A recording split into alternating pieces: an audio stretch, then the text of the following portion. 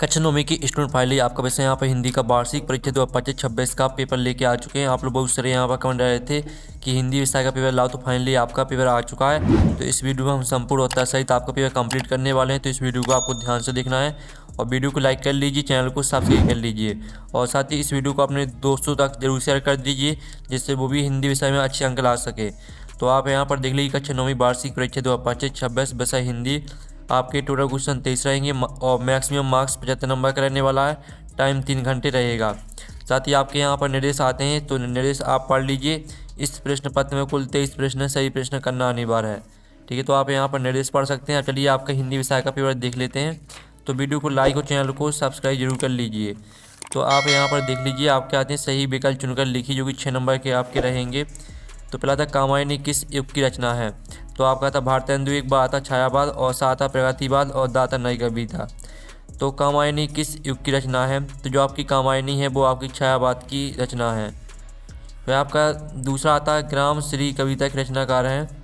तो आपका ये आता पंत, बाता निराला और साता प्रसाद और दाता महादेवी। तो ग्राम श्री कविता के जो रचनाकार हैं वो आपके पंत हो जाएंगे। फिर आपका तीसरा आता काव्य की शोभा बढ़ाने वाले तत्व कहलाते हैं। तो आपका आता रस, वाता छंद और साता अलंकार और दाता शब्द शक्ति। तो काव्य की शोभा बढ़ाने वाले तत्व आपके यहाँ पर कहलाते हैं अलंकार। फिर आप यहाँ पर देख लीजिए चौथा आता तिब्बत में सबसे खतरे की जगह है। डांडे, बाता थोंगला और साता लिहासा और दाता कंजूर। तो यहाँ पर तिब्बत में सबसे जो खतरे की जगह है वो आपकी डांडे हो जाएगी। फिर आपका यहाँ पर पाँचवा आता जो पहले कभी ना हुआ हो के लिए एक शब्द है। तो आपका आ ऑप्शन दिया गया अपूर्व, बाता अभूतपूर्व, साता अनुपम और दाता अद्वितीय। तो जो पहले कभी ना हुआ हो के लिए एक शब्द है, तो इसका उत्तर आपका अभूतपूर्व हो जाएगा। और फिर आपका यहाँ पर 6वां आता माटी वाली का शहर कौन सा था। तो आपका आता हरिद्वार, बाता टिहरी, साता ऋषिकेश और दाता काशी। तो इसका आंसर आपका टिहरी हो जाएगा। तो इस तरह से जो आपके सही विकल्प हैं वो कंप्लीट हो जाते हैं। अब चलिए आपके आते हैं रिक्त स्थानों की पूर्ति कीजिए, जो कि 6 नंबर के रहेंगे। तो पहला था कृष्ण भक्त धारा के प्रमुख कवि डॉट डॉट है। तो कृष्ण भक्त धारा के जो प्रमुख कवि हैं वो है आपके सूरदास। फिर दूसरा था कोयल अपनी चमकीले गीत डॉट डॉट ऋतु में गा रही है। तो कोयल अपनी चमकीले गीत बसंत ऋतु में गा रही है। फिर तीसरा आपका यहाँ पर आता रौद्र रस का स्थायी भाव डॉट डॉट है। तो जो रौद्र रस का स्थायी भाव होता है वो आपका क्रोध हो जाएगा। फिर आपका यहाँ पर चौथा दिया गया है महादेवी वर्मा को उनके काव्य संग्रह यामा पर डॉट डॉट पुरस्कार मिला। तो महादेवी वर्मा को उनके काव्य संग्रह यामा पर, ठीक है, आपके यहाँ पर जो पुरस्कार मिला है वो ज्ञानपीठ पुरस्कार मिला। अब चलिए आपका 5वां रिक्त स्थान देख लेते हैं। तो 5वां रिक्त स्थान आता जो शब्दांश, वे शब्दांश जो शब्द के अंत में जुड़ते हैं डॉट डॉट कहलाते हैं। तो वे शब्दांश जो शब्द के अंत में जुड़ते हैं आपके उपसर्ग कहलाते हैं। और जो 6वां आता इस जल प्रलय में विधा की रचना है। तो इस जल प्रलय में जो विधा की आपकी रचना है वो आपकी रिपुरताज हो जाएगी। इस तरह से आपके रिक्त स्थान भी कंप्लीट हो जाते हैं। अब चलिए आप प्रश्न 3 आता सही जोड़ी बनाकर लिखिए। स्तंभ अववा में आपकी सही जोड़ी दी गई हैं। तो पहले आती है रस खान। तो रस खान को आपको यहाँ पर भक्ति काल से मैच कर देना है।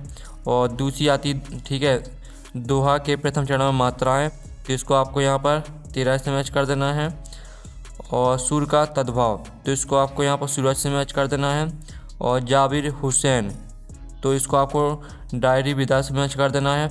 और 5वीं आती विलोम शब्द। विलोम शब्द को आपको यहाँ पर जो है विलोम शब्द को आपको किससे मैच करना है, इसको हम बाद में मैच कर लेंगे। विभीषिका को आपको भयानक से मैच कर देना है। और जो आपकी विलोम शब्द है तो इसको आपको तिर्यक से मैच कर देना है, ये आपकी 5वीं हो जाएगी। ठीक है, इस तरह से जो आपकी सही जोड़ी है वो कंप्लीट हो जाती हैं। हमने नंबर डाल दिए कौन में कौन सी मैच करनी, तो आप यहाँ पर देख लीजिए। आप प्रश्न 4 देख लेते हैं। एक है शब्द वाक्य में उत्तर दीजिए, जो कि आपके 6 नंबर के रहने वाले हैं। तो आपको यहाँ पर ध्यान से देखना है, ठीक है। आप यहाँ पर देख लीजिए किस शासन की तुलना तम के प्रभाव से की गई है। तो इसका जो आपका यहाँ पर उत्तर रहेगा वो आपका रहेगा ब्रिटिश शासन। ठीक है, ब्रिटिश शासन आपका इसका उत्तर हो जाएगा। फिर आप यहाँ पर देख लीजिए, आपका यहाँ पर दूसरा आता प्रबंध काव्य के कितने विध होते हैं। तो प्रबंध काव्य के आपके 3 विध होते हैं। और तीसरा आता लिहाजा की ओर पाठ में नम से कौन था। तो इसका आंसर रहेगा एक बौद्ध भिक्षु। आपका यहाँ पर जो तीसरे का आंसर रहेगा वो आपका हो जाएगा एक है बौद्ध भिक्षु, ये आपका यहाँ पर आंसर रहेगा। फिर आपका यहाँ पर चौथा आता है रचना के आधार पर वाक्य कितने भेद होते हैं। तो रचना के आधार पर वाक्य के आपके 3 भेद होते हैं, ठीक है। और जो आपके यहाँ पर आता है रचना के आधार पर वाक्य के 3 भेद होते हैं आपके यहाँ पर सरल, ठीक है, संयुक्त और मिश्र वाक्य। सरल वाक्य हो जाएगा आपका, संयुक्त वाक्य हो जाएगा और मिश्र वाक्य हो जाएगा। फिर आप यहाँ पर देख लीजिए रीढ़ की हड्डी एकांकी में उमा के पिता का नाम क्या था, नाम क्या है। तो इसका आंसर आपका राम स्वरूप हो जाएगा, ठीक है, राम स्वरूप आपका इसका उत्तर रहेगा। फिर आपका छठवां आता संधि कितने प्रकार की होती है। तो संधि होती है आपकी 3 प्रकार की, ठीक है। आपके यहाँ पर स्वर व्यंजन पहले होती है आपकी स्वर संधि, फिर दूसरी होती है आपकी व्यंजन संधि और तीसरी होती है आपकी विसर्ग संधि, ठीक है। इस तरह से आपके यहाँ पर हो जाते हैं एक शब्द वाक्य से कंप्लीट। अब प्रश्न 5 आता सत्य सत्य का चयन करके लिखिए, जो कुछ 6 नंबर के रहेंगे। जायसी सूफी काव्यधारा के कवि हैं, तो पहला आपका सत्य रहेगा। दूसरा आता शांत रस का स्थायी भाव निर्वेद है, तो ये भी सत्य रहेगा। और झूरी के बेलों के नाम हीरा और मोती थे, तो ये भी सत्य रहेगा।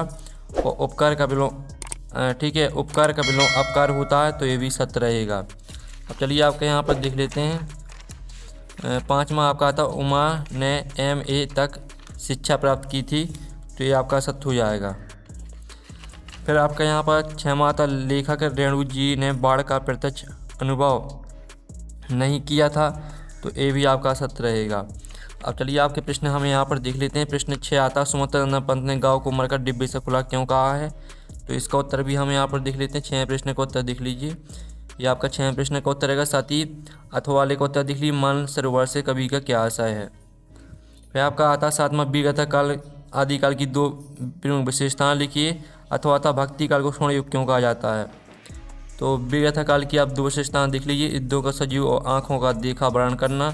और दूसरी विशेषता रहेगी आपने आश्रयदाता राजाओं की वीरता का, ठीक है, आप अतिशयोक्तिपूर्ण वर्णन या प्रशंसा करना। और भक्ति काल को स्वर्ण युग क्यों कहा जाता है, इसका उत्तर भी देख लीजिए। भक्ति काल में कबीर तुलसी सूरदास और जायसी जैसे महान कवि हुए, ठीक है। फिर आपका यहाँ पर दिया गया स्वर्ण युग कहते हैं, यहाँ तक याद कर लेना। फिर आपका यहाँ पर आता है 8वां छायावाद के 2 कवियों के नाम, उनकी एक ही रचना के नाम लिखिए। अथवा आता प्रयोगवाद के कोई 2 विशेषताएं लिखिए। तो पहले तो आप यहाँ पर छायावाद के 2 कवियों के नाम, उनकी एक ही रचना देख लीजिए। जयशंकर प्रसाद, इनकी रचना हो जाएगी कामायनी। और सुमंत्र नंदन पंत, इनकी रचना आपकी पल्लव हो जाएगी। साथ ही प्रयोगवाद की 2 विशेषताएं देख लीजिए। कविता में नवीन उपमानों और प्रतीकों का प्रयोग करना, बुद्धिवाद की प्रधानता और व्यक्तित्व पर बल देना। फिर आपका 9वां प्रश्न हम यहाँ पर देख लेते हैं। तो 9वां प्रश्न दिया गया उत्प्रेक्षा अलंकार की परिभाषा सावधान से लिखिए। अथवा आता महाकाव्य खंडकाव्य में 2 अंतर लिखिए। तो आप यहाँ पर उत्प्रेक्षा अलंकार की परिभाषा देख लीजिए। जहाँ उपमेय में उपमान की संभावना या कल्पना की जाए वहाँ उत्प्रेक्षा अलंकार होता है। साथ ही इसका उदाहरण देख लीजिए। और महाकाव्य और खंडकाव्य में अंतर देख लीजिए। महाकाव्य में नायक के संपूर्ण जीवन का चित्रण होता है, जबकि खंडकाव्य में जीवन की किसी एक घटना या अंश का वर्णन होता है। साथ ही इसका दूसरा पॉइंट देख लीजिए। महाकाव्य का आकार बड़ा होता है और इसमें अनेक सर्ग होते हैं, जबकि खंडकाव्य संक्षिप्त होता है। फिर आपका यहाँ पर आता है उपमा अलंकार की परिभाषा सावधान से लिखिए। अथवा आता अनुप्रास अलंकार की परिभाषा सावधान से लिखिए।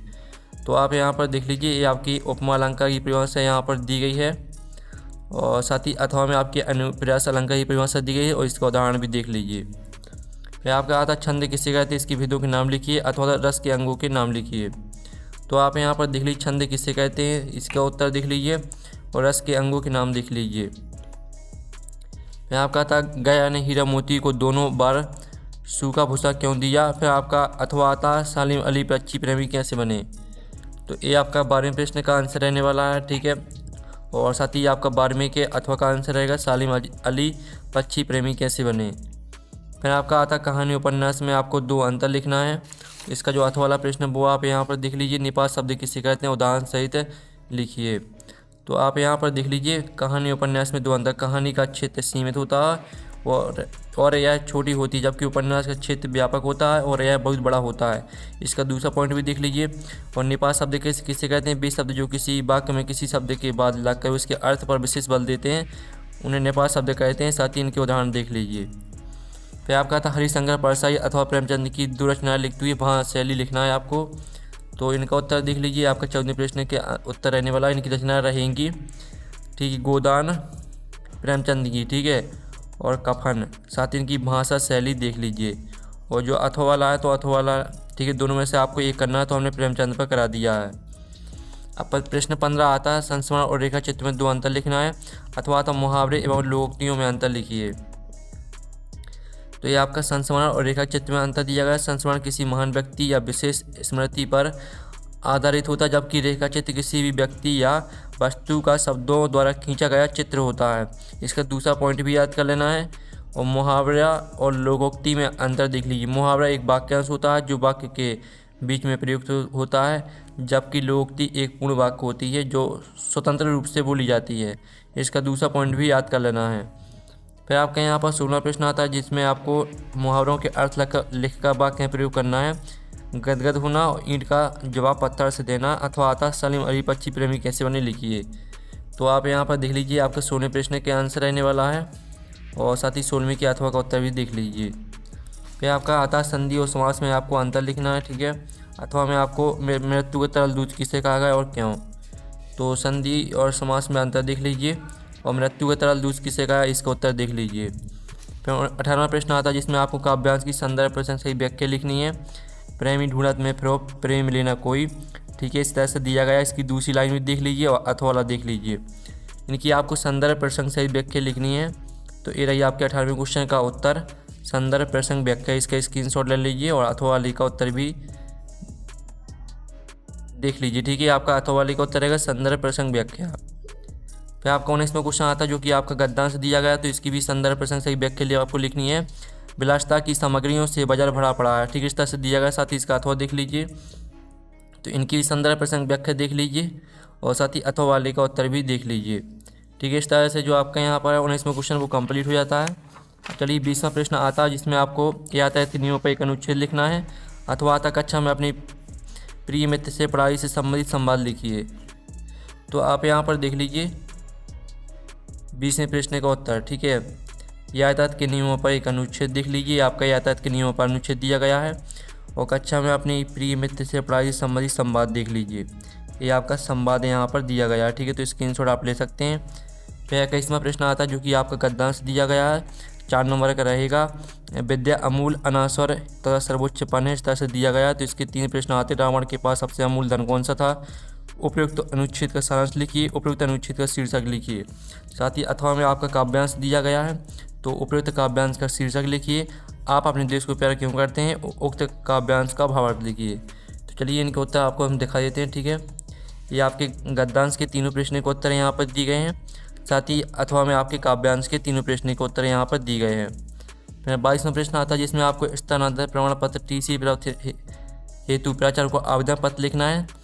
अथवा में आपको जन्मदिन पर मित्र को बधाई पत्र लिखना है। तो 22वें प्रश्न का आंसर देख लीजिए। ये आपका 22वें प्रश्न का आंसर रहने वाला है, ठीक है, स्थानांतरण प्रमाण पत्र, ठीक है, इस तरह से आपको लिखना है।